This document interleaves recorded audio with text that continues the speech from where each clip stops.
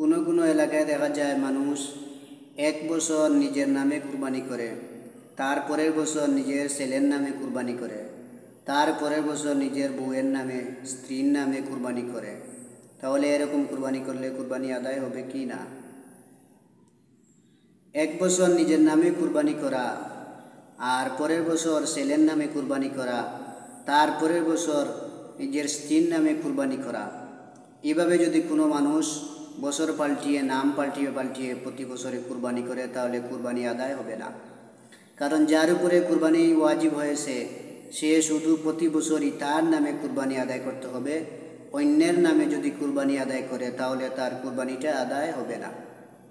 2 নম্বর, এভাবে যদি সকলেই নিসাবের মালিক হয় তাহলে সকলের উপরেই আলাদা আলাদাভাবে কুরবানি করা ওয়াজিব।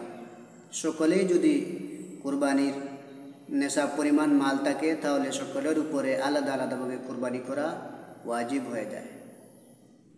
3 নম্বর, নিজের নামে কুরবানি না করে যদি অন্যের নামে কুরবানি করে তাহলে তার পক্ষ থেকে তার ওয়াজিবের যে জিম্মাদারিটা সেই জিম্মাদারি আদায় হবে না, তার ওয়াজিব আদায় হবে না। আর অন্যের কুরবানিটা যদি অনুমতি ছাড়াও যদি অন্যের কুরবানি আদায় করে তাহলে কুরবানি আদায় হবে না। 3 নম্বর বিষয় আমরা বুঝলাম, নিজের নামে কুরবানি না করে যদি অন্যের নামে কুরবানি করে তাহলে তার উপর যে জিম্মা ছিল ওয়াজিব এটা জিম্মা থেকে যাবে, এই জিম্মা আদায় হবে না।